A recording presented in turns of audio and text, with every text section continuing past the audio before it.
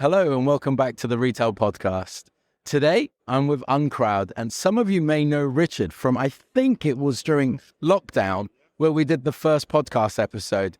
It is an absolute pleasure to see the success that you guys have had, and deservingly so, because there are so few people who talk about the path to purchase, shopping missions, and how you improve that for retailers as passionately and as accurately as you do. That's great. But for the people who don't know you, Richard, why don't you tell us a little bit about yourselves and maybe your journey to here? So, I'm a retailer. I started when I was 15, 37 years ago now.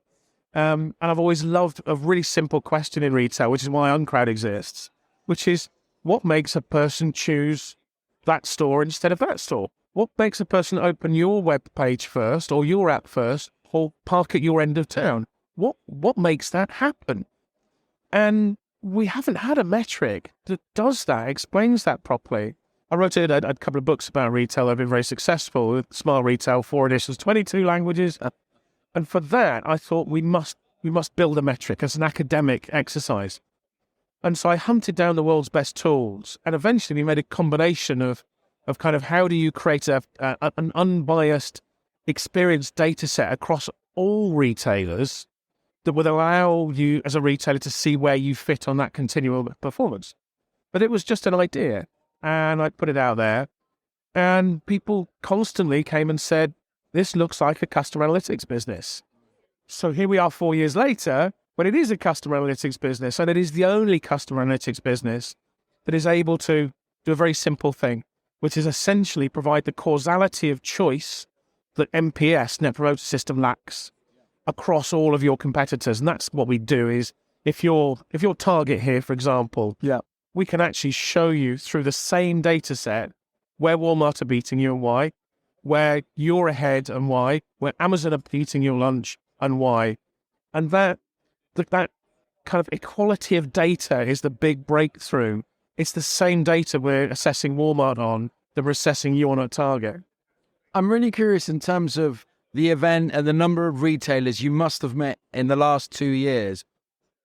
Obviously, you must have had an academic approach to what the problem was that people were trying to solve. And I know you're quite passionate about the problem that NPS wasn't solving. Yeah.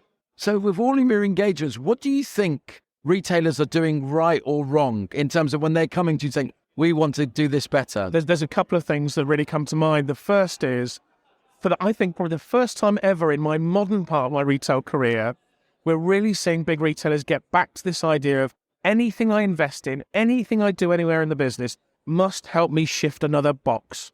It's got to help me sell something. It must be actionable. And that's brilliant because that discipline is something that means that as an industry, we get better and better at what we do. But the second thing that's happened is very specific to the last year. So we are in a slowdown. I don't think the slowdown is going to be as bad as some of us thought it would be last autumn, which is a positive. But we are in a slowdown. There's a little bit less money in the tills than there was last year. We've got customers and prospects coming to us, and I'm sure to other people as well, saying, look, we're taking physically fewer dollars in the till. My NPS and my CSAT and my customer effort scoring all tell me pretty much the same thing they told me last year. But I'm taking less money.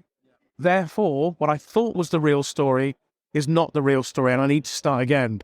And it's great for us because it means that, those conversations begin and end with, well, we can show you exactly where those dollars are going and how to pull them back and how to increase your market share in a diminishing market. That's really the key. That's the one number that matters. So the short answer to your question is I'm delighted to see that my colleagues and peers in retailers again have come back to that. It's not about vanity anymore. It's not about luxury. It's what puts more money in the till, what shifts boxes.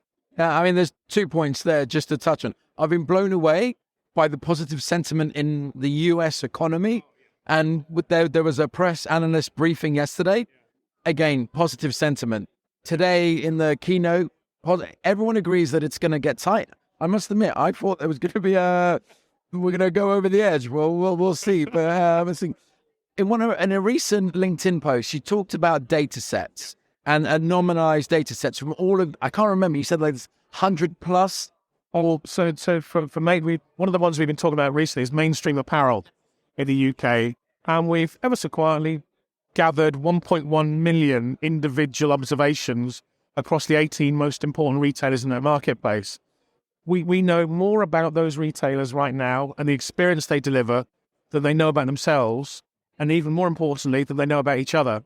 Now, one of those 18 is our customer, and our customer is a really forward-thinking British retailer who has just delivered fabulous numbers over Christmas, who is already optimizing their plans to open more stores, to double down on this success.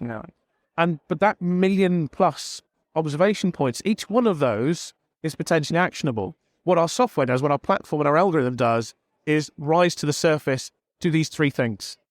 These are the three things that will help you beat next quarter. These are the three things that will stop Matalan pulling away. And that's really critical, because that's very much about, if mainstream apparel is shrinking as a market, I need to increase my market share within it to not just stand still, but to progress. And we're a data source that tells you exactly how to do that. And that has a problem as well as an advantage. Now, it can be so startling and so shocking that you almost step back from it and say, how can that possibly be the case? But what our platform then does, it unravels it underneath. But one point I really want to strengthen that you just made there is that optimism is really well founded. And there's something that's happened that we've seen with pretty much all US and UK retailers we talk to, which is the pandemic caught people by surprise. There were blocked IT and transformation projects. There were CIOs with great ideas who were frustrated by boards who wouldn't sign off the spends. And then, of course, pandemic hit, and we were all caught with our trousers down. This time, the consistent line we've heard is, do you know what? Times might get tough, but now's the time to invest. Because if I don't invest, I'm definitely going to have a disaster. That's different, and that's really refreshing.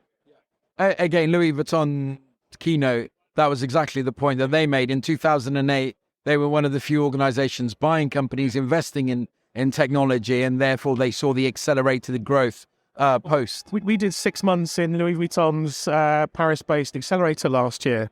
Fabulous program, but a real illustration of exactly what you said. They have 52 separate, they call them maisons, of course. 52 separate maisons within the business. Each one of those comes to that particular Louis Vuitton program and says, what are the cool things that can help us build better experiences and relationships with customers? It's so proactive, and it's a big part of their success. Richard, as you know, I can talk to you forever. So if I don't know where I can find you, how do I get hold of UNCROWD? Where are you based, and what should I do next? So we're active in the US and the UK and the Canadian marketplaces, and we are at uncrowd.uk. And you can find me on LinkedIn. I love to talk retail. And actually, even if you haven't got a problem we can solve, just talking about your business is something I get a great deal of pleasure from. So, get in touch. Brilliant. Thanks.